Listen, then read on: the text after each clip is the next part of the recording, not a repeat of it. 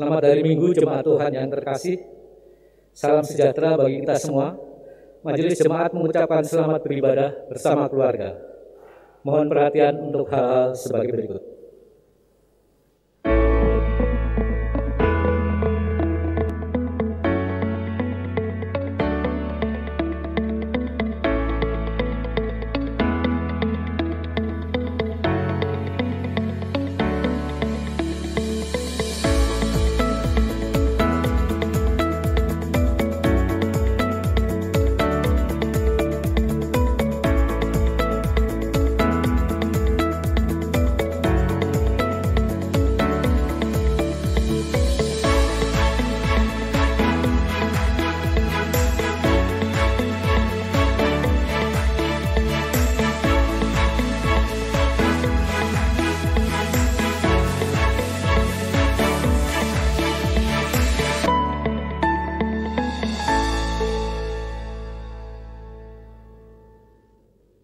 Ibadah hari ini dilayani oleh Pendeta Agus Wijaya.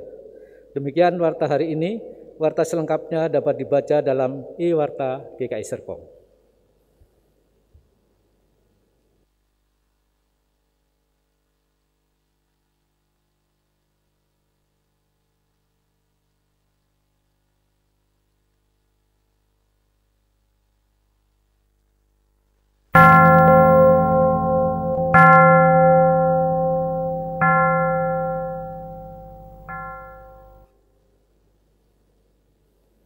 Padamu ya Tuhan, aku berlindung. Janganlah sekali-kali aku mendapat malu. Lepaskanlah aku dan luputkanlah aku oleh karena keadilan-Mu. Sendengkanlah telingamu kepadaku dan selamatkanlah aku. Jadilah bagiku gunung batu, tempat berteduh, kubu pertahanan untuk menyelamatkan aku. Sebab Engkaulah bukit batuku dan pertahananku. Ya Allahku, luputkanlah aku dari tangan orang fasik, dari cengkraman orang-orang lalim dan kejam. Sebab Engkaulah harapanku ya Tuhan, kepercayaanku sejak masa muda ya Allah. Kepadamulah aku bertopang, mulai dari kandungan. Engkau telah mengeluarkan aku dari perut ibuku. Engkau yang selalu kupuji-puji.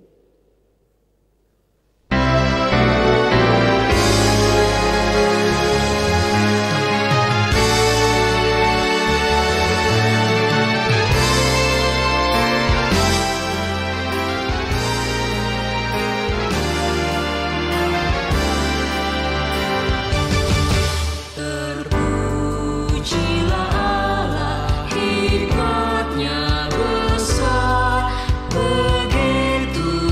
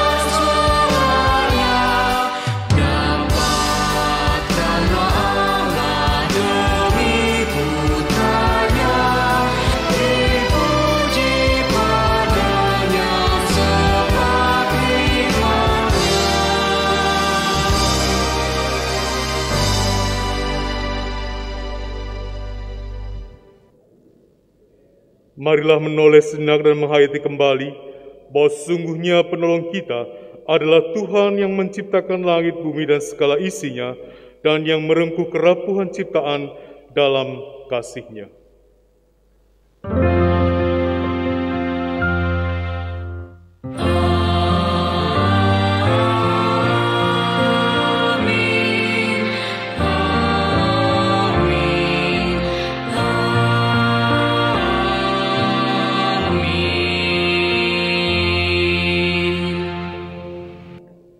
Kasih karunia dari Mesir, dari Allah Bapa kita, dan dari Tuhan kita Yesus Kristus menyertai saudara sekalian. Saudara juga. Silakan duduk. Saudara kita dalam Tuhan, kita bersyukur kita bertemu dalam pertemuan ibadah kita pada hari ini. Dan ayat pembukaan dalam ibadah ini kita diambil dari Lukas 11 ayat 28b. Yang berbahagia ialah mereka yang mendengarkan firman Allah dan yang memeliharanya.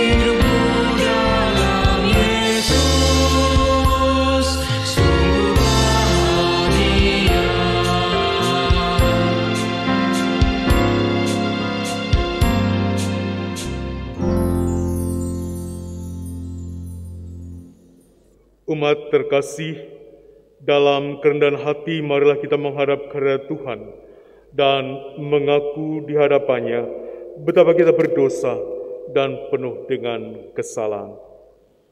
Tinggalkanlah segala keangkuhan kita dan marilah kita berdoa. Seringkali kami lalai dan lari dari perintah-Mu, serta tidak mau mendengar nasihat-Mu. Seringkali kami juga lebih mengikuti keinginan nafsu duniawi, sehingga kami jauh dari kasih dan penyertaan-Mu. Kami memberontak terhadap-Mu. Kami menyakiti hati sesama kami, bahkan kami juga menyakiti hati-Mu. Ampunilah kami ya Tuhan, yang tidak dapat menjadi murid yang baik.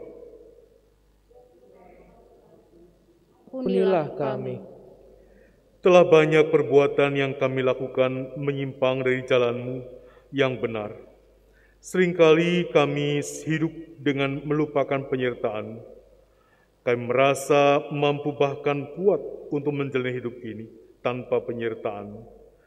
Kami bahkan lebih memilih jalan kami sendiri, bukan jalan-Mu. Ya Tuhan Maha Pengasih, ampunilah kami.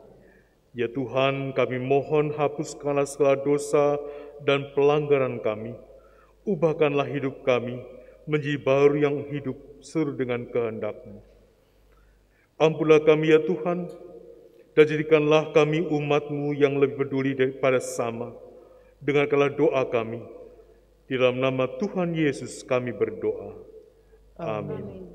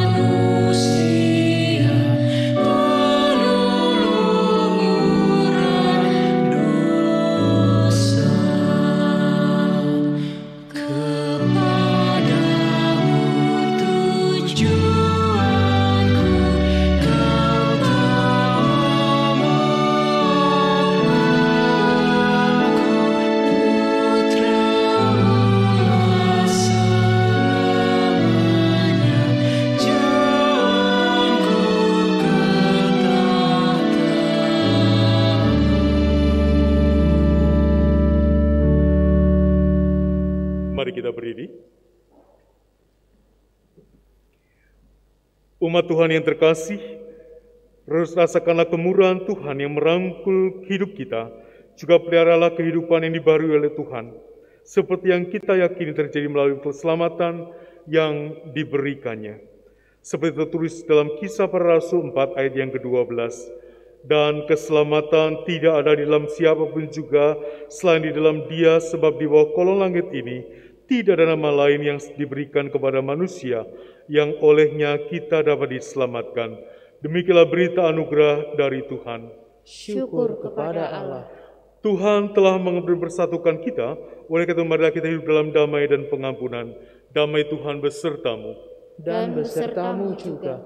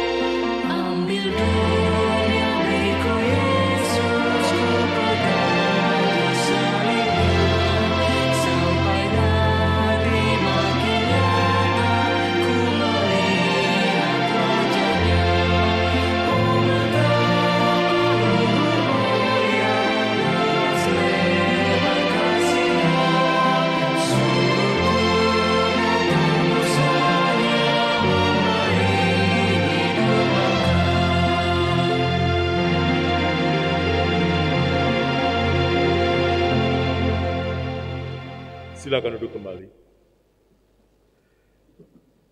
Saudaraku, sebelum memasuki pelayanan firman Tuhan, mari kita menaikkan doa untuk pelayanan firman Tuhan. Mari kita berdoa.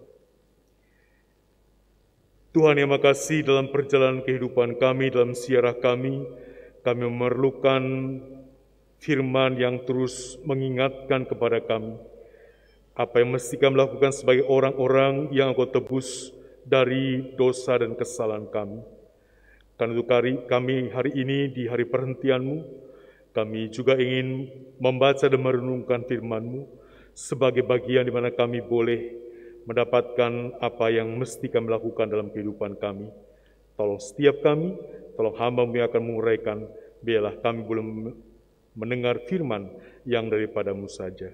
Kami serahkan doa permohonan kami ini hanya dalam nama Tuhan kami, Tuhan Yesus Kristus.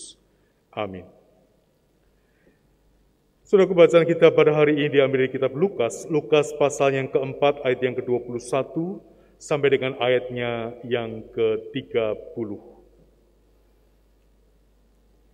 Injil Lukas pasal yang keempat ayat 21 sampai ayat 30 di bawah judul Yesus ditolak di Nazaret.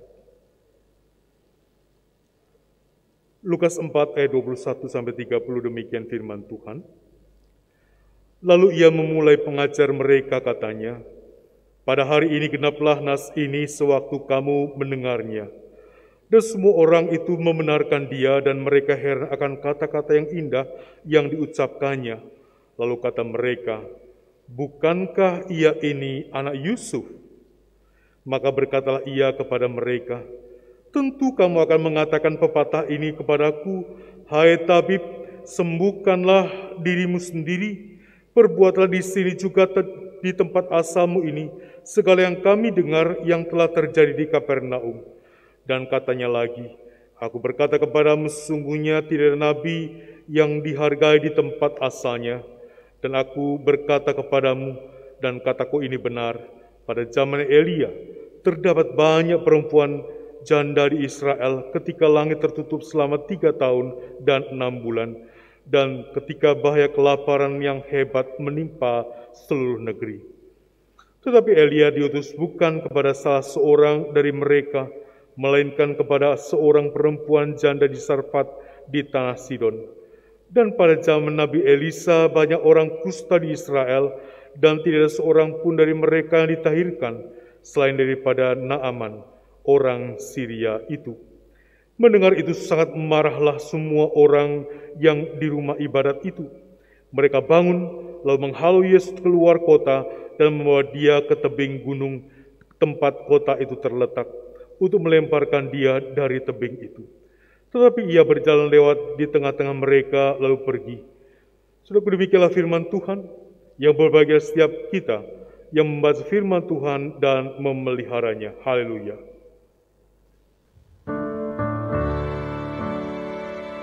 Haleluya, haleluya, haleluya.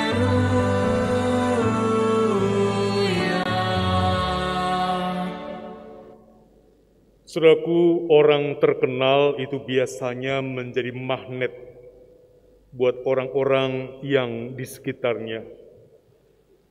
Bahkan kadang-kadang ada saja orang-orang yang SKSD, sok kenal, sok dekat. Mengatakan mengenal sosok itu, mengetahui dia siapa dia, dan berbagai macam ungkapan, padahal hanya sekedar ketemu dan lewat saja. Ini semata-mata supaya menumpang terkenal, atau kalau orang kemudian punya power, maka bisa kemudian menjadi power buat dirinya. Saudara, kita bangga dengan orang yang terkenal dan kita kenal dalam kehidupan ini. Atau kemudian menduduki jabatan-jabatan tertentu di publik, masuk TV atau menjadi berita. Tentu ketika kemudian itu hal-hal yang positif. Sebaliknya kalau kemudian orang terkenal hal yang negatif, maka kemudian kita akan menyingkir darinya dan pergi, bahkan pura-pura tidak mengenal orang itu. Saudara jemaat yang kasih dalam Tuhan, berita tentang karya Tuhan Yesus di Kapernaum. Sebagai seorang rabi yang mengajar, mengadakan mujizat dan tersebar ke berbagai macam tempat, termasuk tersebar kepada umat, kepada orang-orang yang ada di Nazaret, tempat di mana Yesus dilahirkan. Mereka tentu bangga kalau ada orang yang dikenal, yang terkenal, seorang rabi yang sangat populer di kalangan orang-orang Israel pada waktu itu. Dan rabi itu adalah namanya Yesus. Dan Yesus berasal dari kampung mereka, dari tempat mereka. Dan karena itulah kemudian ketika Yesus datang ke kota Nazaret itulah, kemudian mereka menunggu di hari Sabat. Khotbah seperti apakah? Renungan seperti apakah? Uraian seperti apakah yang kemudian akan dilakukan oleh Yesus kepada mereka, apakah ia akan melakukannya sama seperti juga yang di Kapernaum? Apakah kemudian hal mujizat itu juga yang akan dilakukannya seperti yang dilakukan di Kapernaum juga? Atau mungkin ada harapan yang besar kepada Tuhan Yesus ketika ia ada di sana.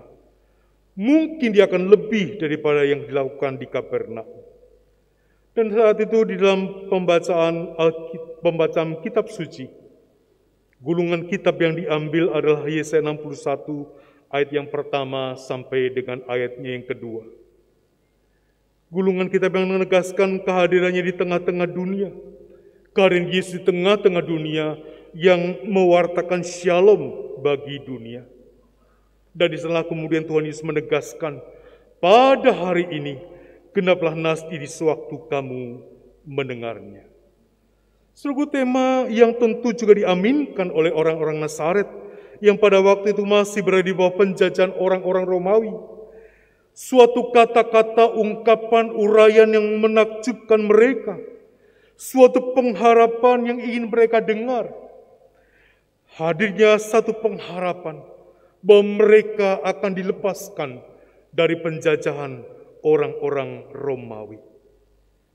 Tapi dengan segera ketika mereka mendengar itu, dikatakan dalam bacaan kita, dengan segera mereka kemudian mengatakan, bukankah ia ini anak Yusuf? Bukankah ia adalah anak Yusuf yang kita kenal? Kita tahu perkembangannya. Atau boleh kalau diuraikan, apakah mungkin Yesus anak Yusuf ini yang orang tua yang kita kenal, seorang tukang kayu, ia akan menghadirkan shalom bagi bangsa ini? Benarkah orang yang biasa seperti Yesus itu mampu mengalahkan orang-orang Romawi, sehingga bangsa ini kemudian mendapatkan damai sejahtera, mendapatkan shalom itu? Saudara sekalian Tuhan, pernyataan ini, kata-kata ini adalah perkataan yang meragukan. Sanggupkah Yesus melakukan semuanya ini? Sanggupkah ia? Seorang yang biasa menurut pandangan mereka, dalam menghadirkan damai itu di tengah-tengah bangsa yang berada di bawah penderitaan ini.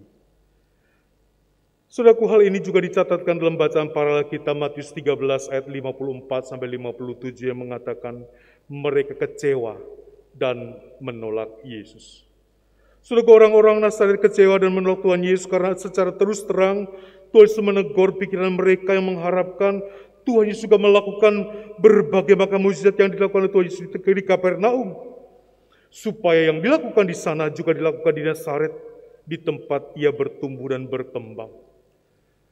Apalagi kemudian ada dua contoh yang terus kemudian katakan kepada mereka, Elia dan Elisa, yang tidak berkarya di tengah-tengah bangsa Israel, namun mereka justru kemudian berkarya kepada orang-orang lain, janda di Sarfat dan kepada Naaman.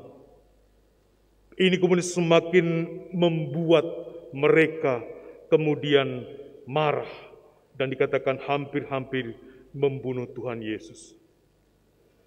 Bapak Ibu Saudara terkasih dalam Tuhan, betapa sulitnya untuk menerima sebuah kebenaran.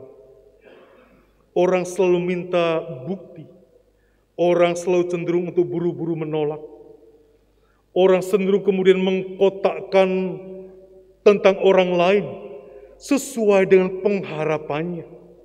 Sama dengan orang-orang Nazaret yang mau mengkotakkan Tuhan Yesus dengan harapannya, sehingga kemudian ketika itu di luar dari harapan mereka, mereka kemudian menjadi marah. Saudaraku, bukankah begitu juga tentang kebenaran bahwa Tuhan Yesus adalah kemudian yang diutus Bapa untuk menyatakan shalom bagi dunia? Ia bukan sekedar seorang rabi yang mengajar dan menyenangkan banyak orang. Ia bukan seorang rabi yang sekadar melakukan mujizat-mujizat saja. Namun karyanya adalah merupakan karya yang lebih besar daripada seorang rabi. Ia adalah merupakan juru selamat yang memberikan keselamatan itu kepada dunia ini. Dan itulah yang kemudian ditolak oleh orang-orang Nazaret. Mari hari ini kita bertanya kepada kita saat ini. Adakah kita percaya kepada kebenaran dalam Tuhan Yesus itu dalam hidup kita. Saudaraku, mungkin saudara berkata, tentu Pak, kalau tidak begitu mengapa saya jadi Kristen? Saudaraku, mungkin itu jawaban kita. Tapi bukan itu pertanyaannya. Yang ingin ditanyakan dan diingatkan pada firman Tuhan pada hari ini adalah, sanggupkah kita, sungguhkah kita mempercayakan hidup kita seutuhnya dan seluruhnya kepada Tuhan dalam hidup kita? Sanggupkah kita kemudian menyerahkan dan mempercayakan hidup kita seutuhnya seluruhnya kepada Tuhan dalam sepanjang hari-hari kehidupan kita? Sehingga dengan seluruh kehidupan kita, kita mengatakan, ya, saya percaya, saya mempercayakan kehidupanku semuanya kepada Tuhan. Saudara, firman Tuhan menerima dan mengakui kebenaran dalam Tuhan Yesus berarti ada dua hal yang perlu kita ingat. Yang pertama, bersedia mempercayakan seluruh hidup kita ke dalam tangan Tuhan. Dasarnya adalah percaya kepada Tuhan. Kita mempercayakan hidup kita pribadi, mempercayakan keluarga kita, pekerjaan kita, kedudukan kita, karir kita, pangkat, jabatan, kekayaan, bahkan juga kehidupan kita ke tangan Tuhan semata-mata. Kita percaya Tuhan yang mengatur semuanya, sehingga kita tidak perlu kemudian merasa marah, merasa kecewa atau iri, atau kemudian bangga kepada kita. Kalau kemudian hidup kita itu kemudian merupakan hidup yang tidak sesuai dengan harapan kita atau di luar ekspektasi kita, dan kita kemudian menepuk dada kita dan mengatakan diri kitalah yang utama dan terutama dari sebuah yang membanggakan ini. Menyerahkan semuanya kepada Tuhan berarti kita mengatakan bahwa kita mau semua hal itu bagian yang Tuhan kerjakan ada dalam kehidupan kita. Tidak perlu merasa iri ketika orang lain merasa bahwa hidup orang lain lebih baik daripada kita. Tidak perlu kemudian merasa kecewa ketika kemudian karir kita kemudian merosot pada suatu waktu. Tidak perlu kemudian merasa marah ketika orang lain yang salah dan kita benar, dan kita kemudian dibalik dari semuanya itu. Kita percaya Tuhan punya cara dan punya jalan dalam setiap apapun juga yang terjadi dalam kehidupan kita. Dan bukankah justru dalam kepasrahan kita kepada Tuhan, kita kemudian juga bisa melihat bagaimana karya kasih Tuhan kemudian melakukan apa yang baik kepada kita. Saudaraku, kesan Tuhan menyerahkan semuanya kepada Tuhan bukan berarti tidak berbuat apa-apa. Menyerahkan kepada Tuhan semata-mata bukan berarti lalu kemudian pokoknya pasrah bongkoan kepada Tuhan, tidak. Tapi ketika kita memasrahkan kepada Tuhan, justru disinilah kemudian kita mempunyai etos kerja yang unggul dalam kehidupan kita, mengerjakan segala sesuatu secara optimal dalam hidup kita. Kita yakin dalam segala hal Tuhan mengatur dan kita melihat banyak mujizat yang terjadi dalam kehidupan kita. Lalu mengapa kemudian mujizat tidak kemudian terjadi di Nazaret? Matius 13 ayat 58 mencatatkan, karena mereka tidak percaya. Saudara kita Tuhan, percaya itu penting ada dalam kehidupan kita, bahwa Tuhan memegang hidup kita secara erat. Yang kedua yang diingatkan kepada kita, bersedia mewartakan damai sejahtera Allah dalam kehidupan kita. Gambar yang ada di sana dikatakan sebuah roti yang dipecahkan. Artinya bersedia berbagi berkat, mewartakan apa yang baik kepada orang lain, memberikan apa yang baik yang kita miliki dalam kehidupan kita. Ketika kita sudah merasakan damai sejahtera dari Tuhan, tentulah kita tidak akan kemudian menikmatinya sendirian. Kita mau berbagi, kita memberi kepada orang lain dalam kehidupan kita. Kalau ada rekan saya dari luar Serpong, lalu bertanya di mana sotomi yang paling enak. Maka kemudian saya akan menyebutkan satu tempat dari beberapa tempat yang pernah saya rasakan sotominya, satu tempat yang paling enak dan paling memungkinkan. Mungkin nanti setelah ini pada pergi ke sotomi semua ya. Saudaraku, demikian juga dengan shalom. Demikian juga dengan damai sejahtera yang kita rasakan ada pada Tuhan dan kita rasakan, kita terima dari Tuhan. Bahkan tidak hanya kita diberikan shalom itu, tapi kemudian kita diselamatkan oleh karya kasih Tuhan dalam kehidupan kita. Tentu setelah kita merasakan dan menikmatinya dan menerima keselamatan dalam kehidupan kita, tentu kita diajak untuk mewartakannya kepada orang-orang lain, supaya orang-orang lain pun juga kemudian merasakan akan damai sejahtera yang Tuhan Allah berikan kepada kita. Menerima kebenaran Tuhan, menerima kebenaran Yesus dalam kehidupan kita, adalah kemudian dua hal yang tadi kita dengarkan pada hari ini. Mempercayakan dan mewartakan apa yang Tuhan berikan kepada kita dalam hidup ini. Saudaraku yang sekalian Tuhan, mari sebagai umat yang telah menerima dan merasakan shalom itu, bahkan kita diselamatkan oleh damai sejahtera Allah. Janganlah ragu-ragu, janganlah tahan-tahan untuk mempercayakan kehidupan kita dan mewartakan kebenaran tentang Tuhan dalam kehidupan kita, melalui perkataan dan perbuatan kita, sebagai orang-orang yang menerima dan membawa damai sejahtera dalam sepanjang kehidupan kita. Sehingga dengan kehidupan kita yang menerima kebenaran Tuhan dalam hidup ini, kita juga mewartakannya dalam kehidupan kita setiap hari. Amin. Saat teduh buat kita sekalian.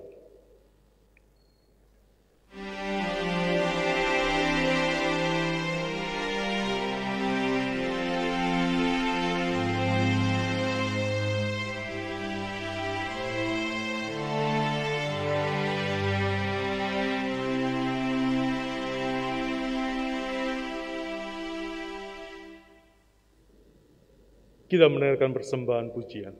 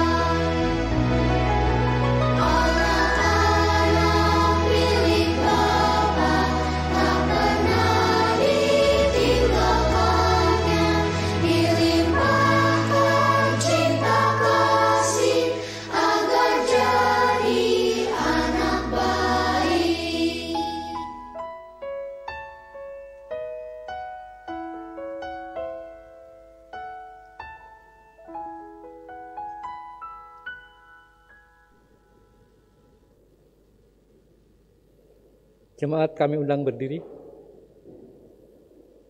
Jemaat Tuhan, mari kita mengikrarkan iman kita bersama-sama dengan mengucapkan iman rasuli yang demikian. Aku percaya kepada Allah Bapa yang Maha Kuasa, Khalik langit dan bumi, dan kepada Yesus Kristus, anaknya yang tunggal Tuhan kita, yang dikandung daripada Roh Kudus, lahir dari anak darah Maria, yang menderita sengsara di bawah pemerintahan Pontius Pilatus, disalibkan, mati dan dikuburkan, turun ke dalam kerajaan maut. Pada hari yang ketiga, bangkit pula dari antara orang mati, naik ke surga, duduk di sebelah kanan Allah Bapa yang Maha Kuasa. Dan dari sana ia akan datang untuk menghakimi orang yang hidup dan yang mati.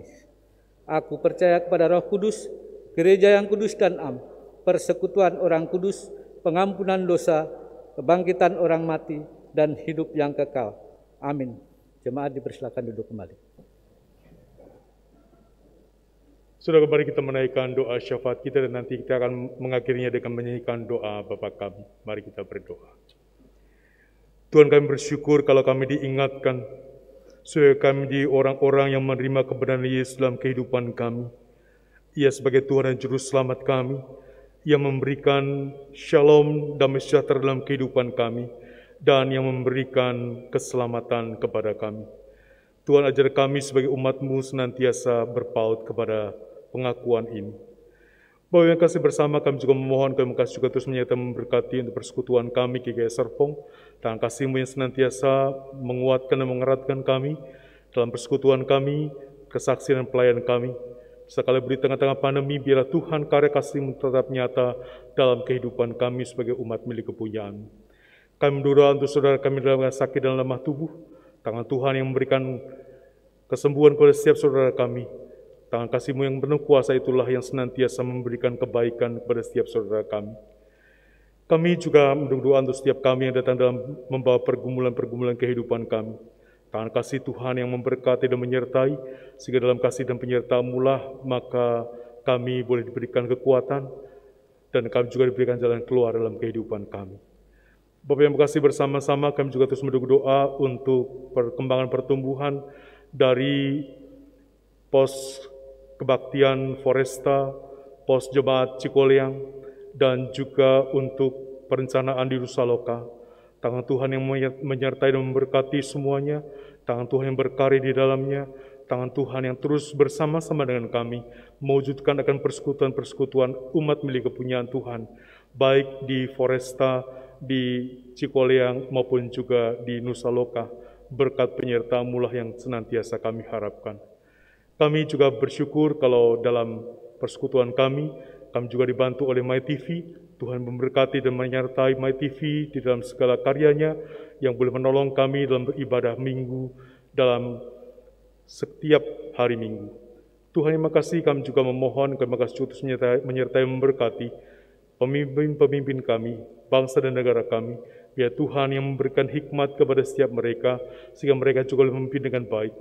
Kau juga menyertai untuk bangsa kami ketika kasus COVID semakin menaik. Tuhan juga menyertai memberkati supaya pemimpin kami boleh kemudian mewujudkan akan hal yang baik, menyatakan apa yang baik, merancangkan apa yang baik untuk menangani akan pandemi ini, supaya semua boleh ditekan dan pernyataan Tuhan boleh kami terima dengan baik. Bapak yang kasih, kami juga memohon Engkau yang juga menyertai memberkati kehidupan kami selama sepekan yang akan datang. Berkat kasih penyertaan Tuhan yang melingkupi setiap kami. Dan karena itu ya Tuhan, biarlah kami senantiasa boleh bersyukur untuk segala berkat-berkat yang Engkau curahkan dalam kehidupan kami. Terima kasih ya Tuhan, kami menyerahkan akan seluruh doa permohonan kami ini hanya dalam nama Tuhan kami, Tuhan Yesus, yang mengajar kami berdoa.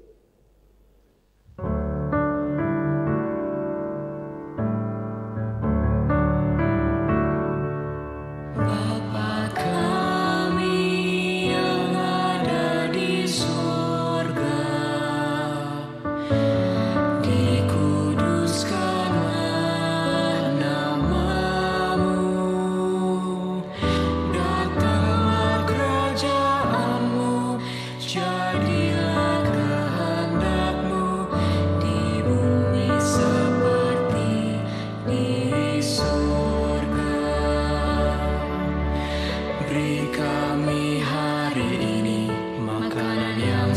cukupnya. Ampuni salah kami, seperti kami ampuni yang bersalah pada kami. Jangan bawa kami dalam pencobaan, melainkan lepaskan kami dari yang jahat. Sebab Allah yang punya kerajaan dan kuasa dan kemuliaan sampai selama-lamanya. Amin.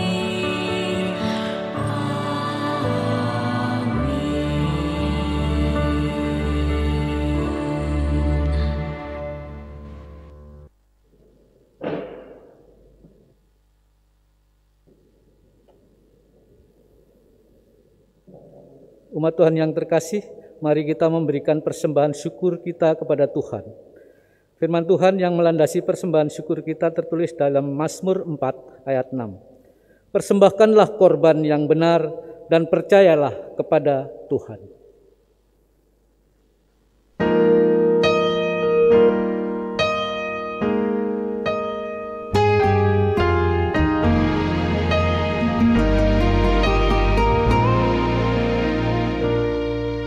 Syukur kepadamu Tuhan, sumber segala rahmat. Meski kami tanpa jasa, Kau pilih dan Kau angkat. Dosa kami Kau beri hidup ilahi, kami jadi putra-Mu.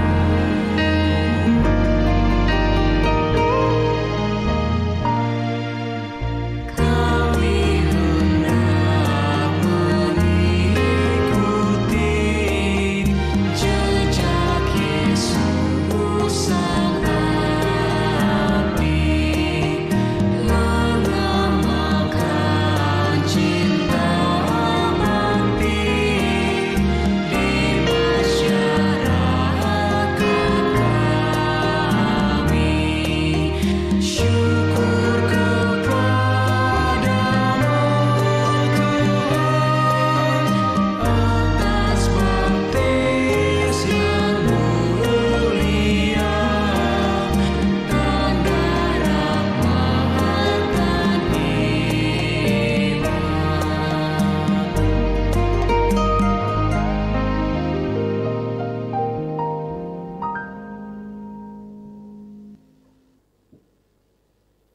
Jemaat, kami undang bangkit berdiri. Mari kita bawa persembahan kita dalam doa.